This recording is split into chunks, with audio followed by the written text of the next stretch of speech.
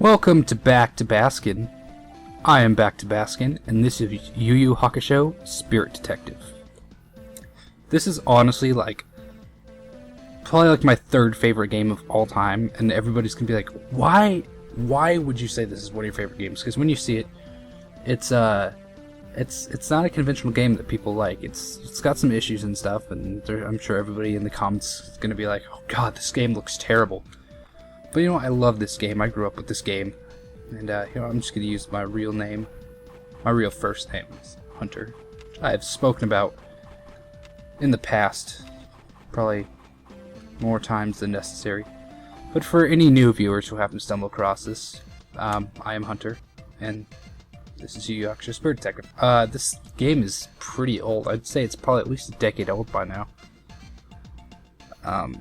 There's no voice acting. It covers the first saga of the Yu Yu Hakusho series. For those who don't know, it's split into 4 sagas. There's the Spirit Detective Saga, the Dark Tournament Saga, the Chapter Black Saga, and the Three Kings Saga. This covers the entirety of the Spirit Detective Saga.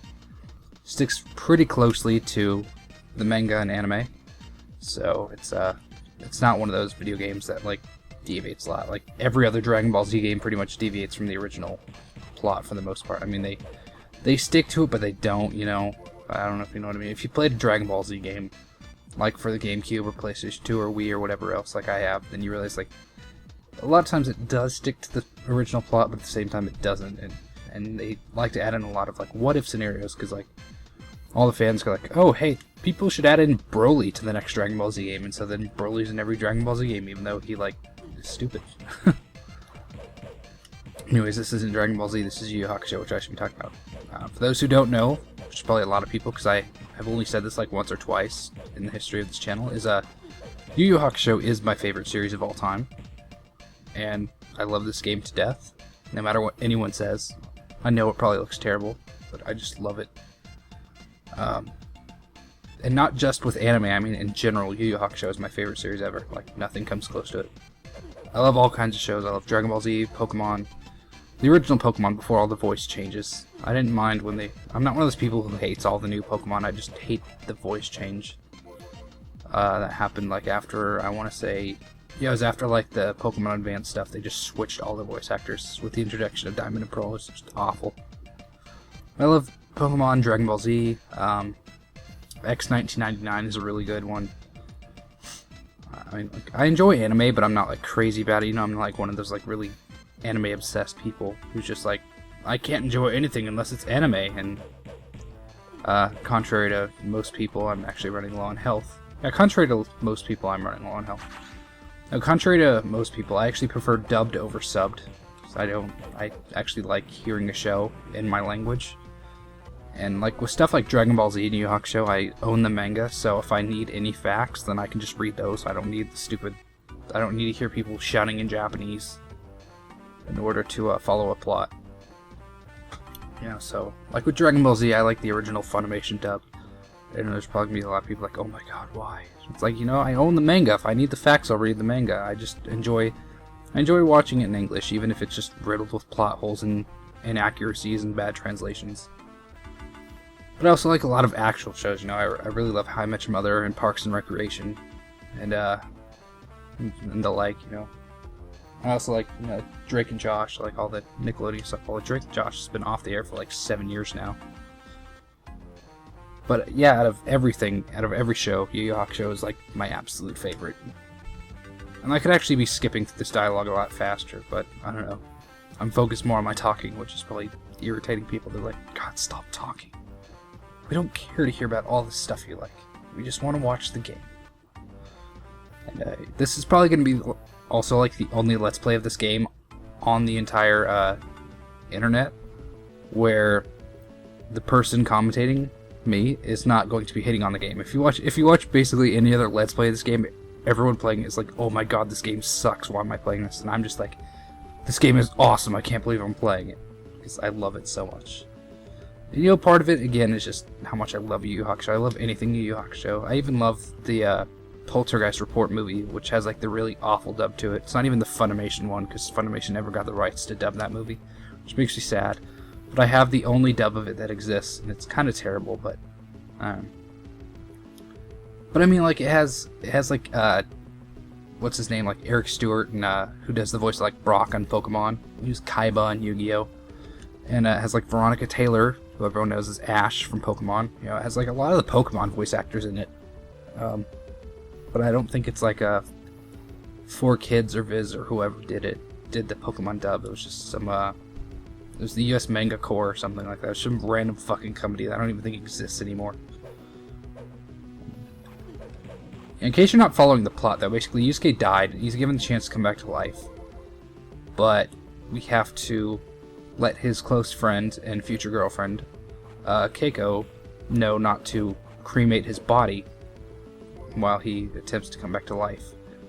So we have to take over Yusuke's rival, Kuwabara's body, and find Keiko. And what you notice is the blue bar at the bottom is your spirit energy. You can't do anything with it yet. Red is health, obviously, because it goes down anytime I get hit, and it does get restored with the little hearts that appear. The little yellow orbs are experience that go into the little yellow bar above the health. The max level you can hit in this game is 25. And every so many levels, depending on what character you have, there's 4 characters you can play as in this game, at least in this story mode version. There's a 5th one, or no, there's 4 characters you pretty much get to play as after a certain point anytime. There's a 5th character you only get to play as for 1 chapter in this whole game, and then there's 1 character who you unlock after you beat the main portion of the game. So, all in all, you get to play 6 different characters, but only 4 of them you actually get like free range of about halfway through the game, I'd say, roughly. Maybe more like a third of the way into the game. But basically, for example, Yusuke and Kuwabara, they get a new attack at levels 10 and 15, and the plot also hands them 1 attack. Each character total, if you press select, those 3 gray bars at the bottom will display your attacks when you get them. For Yusuke and Kuwabara, the first attack you get is goes in that first slot, and it's given to you by the plot. Second attack, Yusuke and Kuwabara get at level 10, while Hiei and Kurama get them at level 15, and then the final move, Yusuke and Kuwabara get at level 15, and Hiei and Kurama get them at level 20. So Hiei and Kurama get the attacks 5 levels later than Yusuke and Kuwabara do. And as you see, you have life, spirit, and strength. Kuwabara has the most strength, Yusuke has the most spirit, and Hiei has the most life, and then Kurama has an even split of all 3. Also, the little watch at the top shows you how much time you have left. Once that gets all the way around to 12, then you lose if you haven't done everything you need to within the time allotted. But this game gives you way more than enough time to do everything. Even if you're like a total newbie at the game, you should never get within like 3/4 down the clock, which would be 9. So, for those who can pick up on that. And then the little blue thing with the arrow below the clock is your compass, which pretty much in every level is going to be your best friend, especially the first time you play. It basically tells you where to go if you don't know where to go. But it won't warn you of any building obstructions in the way, so you have to maneuver around and find your way to do things. I have speedrun this game before. My personal record, because I never saw anybody else ever speedrun this, and I love this game to death. I figured nobody ever did a speedrun of it because everybody hates it. Little Easter egg right here. Remember, it's Yusuke and Kuwabara's body, so that's Yusuke thinking out loud. Or thinking to himself. But yeah, I don't think anybody's ever done a speedrun except for me on this, so if it'd be really cool if somebody did a speedrun of this, and if they let me know, I'd watch it. Basically, my speedrun record was 1 hour and 6 minutes, give or take a few seconds. It was a little over, like, it wasn't 1 hour and 7 minutes, but it was 1 hour and 6 minutes, but I don't remember the exact seconds. You know, it could have been like 1 hour, 6 minutes, 40 seconds, or 1 hour, 6 minutes, 5 seconds. I don't know. I don't remember at this time.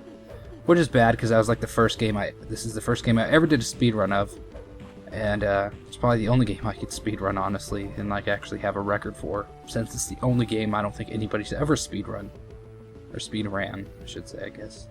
And the level's just about over, because Keiko's right over here. Yusuke has to figure out what he can do to make Keiko know it's him, so he decides to feel her up, which is the perfect way to do that, obviously. And I'm not trying to speedrun this.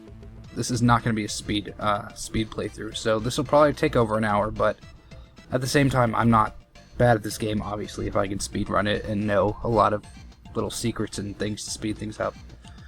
So it's basically like I know the game backwards and front, so I know exactly what to do. There'll be no stalling or anything, except for me pointing out things like I was doing with the moves menu. So, but still, if my speedrun is like an hour and 6 minutes, an average playthrough for me is probably an hour 30 tops. Because there's not a whole lot you can skip for this game. There's not a whole lot of things you can skip through or anything. So this is something I'm actually pretty good at. I've done this portion, well, I've done this game like the entirety of this game like 100 times. So I actually know where a lot of things are. So see, like there's one there. You can go down here and get one. I know where pretty much all the pieces of paper are, so even the ones that don't show up immediately on the compass, I can get. Like for example, saying you can go down here and get this one. But I also know, like, I could go a different way and get another one that I know where it's at. So it's that thing, if I've played this so many times, I know where they all are and can get any one of them at any time. Basically, you only need to get 50%. And you can get 100. It permanently increases your health if you get 100, so I recommend doing it, especially since it's, like, pretty easy. The one thing I'm always bad at, though, is I always forget where the one is in here. Actually, my issue might be, I think I could be wrong. Oh, there it is. Yeah, it's like that's always my problem with that one, is I always go that long way around like that because I always forget it's right at the entrance to the right. So see, even knowing this game backwards and front, I still forget things on occasion because I'm like, But yeah, you can get 50 and it'll let you pass the level because 50 is the minimum. You can get like 60 and then leave, or you can get 70 and leave. Doesn't matter, as long as you have at least 50, you can beat the level. But I like getting 100 because it's the permanent health increase, and that's nice, especially against the final boss. That's pretty much the hardest thing to deal with ever, of all time. I believe there's still one more over here. Okay, nope. That's something I always mess up on too. But see, it's really weird how I do this level, because I know where some of the papers are that the compass doesn't tell you about right away. Like, for example, one of the papers you get that you're supposed to get when you're at like 95%, I know where to get when I'm at like 55%. But then the paper I'm supposed to get at 50%, I like mess up where it's at. It's weird to explain, but I hope it makes sense what I'm saying. But the one I was actually looking for is like right here, right down here. So you can't always trust your compass, because yeah, he says, yeah, that should be enough, but let's go ahead and get 100. I couldn't figure it out the first time I played, because the first time I played this I just wanted 50 and wanted to end it because I was almost out of time. The first time I played this and almost got to, by the time I got to 50 I was almost out of time. So I was like, how do I get out of the level? Basically you have to go back to the school and go to the front gate. And this is what I was talking about. This is where I can get one of those. See how the compass is pointing to the right? There's actually another paper right up here. If I can remember where it's at. Where is it? Well, there I go looking stupid. Because I'm telling you, every other time I've played this, there's been a paper there, sitting there. Because I know I always go get it. And now I'm looking like a liar and they're like really stupid to everybody. They're like, oh hey, you suck because you know this game backwards and front and you've done a speed run of it, but you don't even know where the paper is. And it's probably... And I know everybody complains about how like the controls are kind of arbitrary. There's like only a certain number of moves you can do, and basically hit. So that's all there. And as you can tell, the pixels and stuff are kind of bad at times, but you know what? I love the game. Crap. Yeah, and there's certain things like that. Sometimes you'll get stalled on a building for a second, so you just have to move out of the way. Nothing terrible. You know, I'm having fun. I'm enjoying this. All I've played for like last month is Resident Evil 4. So I'm enjoying myself doing this. I'm not even trying. Like I said, I'm not trying to speedrun this, so I'm not trying to do like perfect or anything. If I was, I could be doing a lot better. I was like, you know what? I just wanna enjoy this, have fun, do whatever. See, we're about halfway on the clock, so I'm not doing as good as I usually do. Should we steal another one? And that's that. So we're at 70 now, barely over halfway. We're about like 6:35 roughly. Maybe more like 6:32 actually. Anyways, yeah, there's one all the way back this way, back into the left, back into the left, back into the left. Yeah, see, the compass wasn't telling us about that one. It's like, hey, we're not going to tell you about this one. But there's another one back here that it's not telling you about. It's telling you like, hey, go that way. But no, we're going this way because we're going to get the final one. And there was a sequel to this game that covered the, what is it? It covered I'm tripping over my words. Like I said, this game covers the Spirit Detective arc. They released 2 other Yu Yu Hakusho games. One is called Dark Tournament, which is the name of the saga that follows this. But it wasn't really a sequel to this game. It was for the PlayStation 2, and it's an awful game. I own it, and I literally only bought it because I love Yu Yu Hakusho to death. It's kind of like the Dragon Ball Z Budokai games, but the controls are awful. Like, all the characters are really slow. It's like you input a command, like you press to punch, and about 3 seconds later, your character punches. So, I think if they had worked out a few more kinks with that game, it would have been great. Right now, it's just one of those things I have because I love Yu Yu Hakusho. And then the other game is Tournament Tactics. And, that one, Tournament Tactics, is it's the sequel to this game, and it follows the Dark Tournament saga as well. And it, as the name implies, sorry, I keep losing my train of thought. As the name implies, it is a tactics-based game. Meaning, I'm telling you, I keep losing my train of thought. I'm getting, like, really tired. And I'm honestly not doing as well as I usually do. Tournament Tactics is a tactics-style game where it's kind of like, like each person takes turns, like Yusuke moves a couple spaces, then attacks an enemy, then Kuwabara moves a couple spaces, attacks an enemy, that kind of thing. It's the very, switch it up kind of thing. And this is the area I was looking for earlier that I thought was something else. Or somewhere else. And see, our health has been permanently increased. And the level is complete. So I'm actually going to end the video here at a sweet 18 minutes. I'm going to try to keep the levels, or the videos, kind of short. I hope you enjoyed this video and aren't too annoyed by how much I talked. And I will see you next time. Thanks for watching.